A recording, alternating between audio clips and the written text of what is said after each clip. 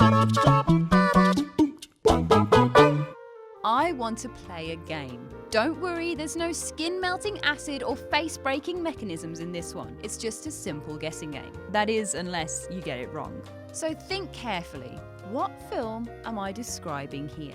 It's a classic of its genre, combining prankster hijinks with a twisted tale of family values, offering redemption and growth in the face of adversity. It's also a film defined by its fetish for traps, intense violence, and murderous rage, depicting more than one deadly consequence for dubious morality. So, am I talking about Saw or Home Alone? The truth is, considering the themes of each of these films, it's really a description of both.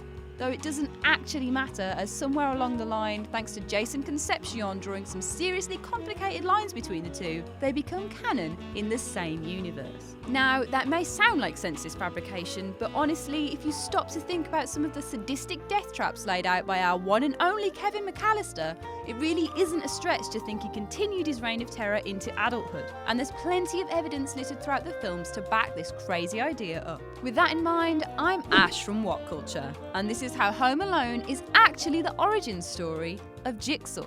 But before we begin, don't forget to subscribe to stay notified. Ding, ding, done. Starting from the bottom, the most #basic bitch part of this entire theory is that Kevin and John Kramer look pretty similar.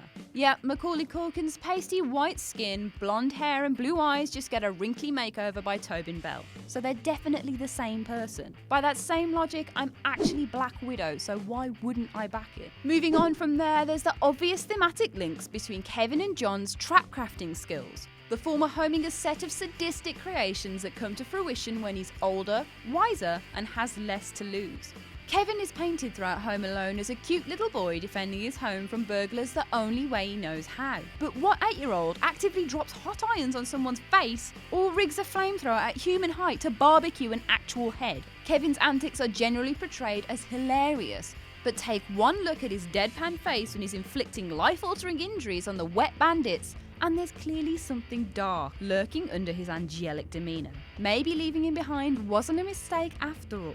On the evening before the family's departure for their holiday, Kevin lets loose on his brother Buzz in a rage upon learning his pizza has been eaten and he'll be sharing a room with his bedwetting cousin, physically launching at him in a display of unstable violence. He's too small to deal real damage, but does manage to knock him back, the first indication that Kevin has some anger issues boiling away under the surface. Kevin's instability is reflected again in his visions of the monster in the basement, which in actuality is just a furnace. It's a repeated point and one that he eventually gets over, but it becomes particularly relevant when looking at Saw 2. Hiding antidotes to a slow-acting poison around a booby-trapped house, we see the same setup as Kevin's own home recreated in the basement, complete with its giant furnace. One of the group is forced to crawl inside to retrieve the cure, promptly being cooked alive in the process. It could be argued that John, now a grown-up Kevin, is utilising his fears to be used as traps, enacting his worst nightmares on this group of victims from his childhood trauma regarding fire.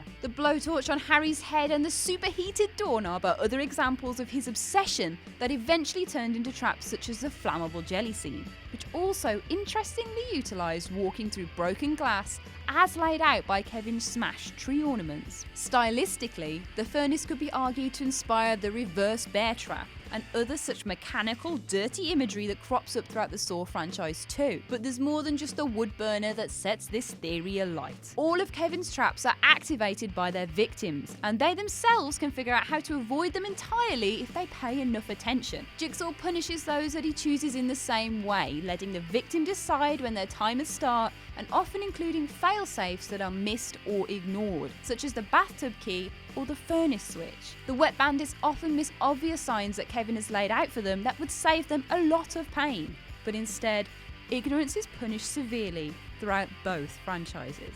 Most interestingly of all, Kevin and John are equally obsessed with audio-visual content, with Kevin utilising his television multiple times to scare off intruders or to communicate. John regularly uses TV screens or tape recorders to do the same, showing an inherent link in their interests as well as their modus operandi. Further linking the two sadistic, pain-inflicting, cringe-inducing characters is their strangely moral centres. John Kramer sets up his nightmarish creations to make people re-evaluate and appreciate the life they've been given, suffering through life-altering trauma to come out the other side a better person. Whilst Kevin is arguably in it for the fun when it comes to punishing the burglars, he does give some sage, adult advice to old man Marley about reconnecting with his son in light of their estrangement, much in the same carpe diem mentality as his older counterpart. The bottom line is that Kevin went through some serious shit, being abandoned by his family not once, but twice. So there's at least a spark that suggests why a sweet young boy snapped and stopped seeing the good in everyone around him.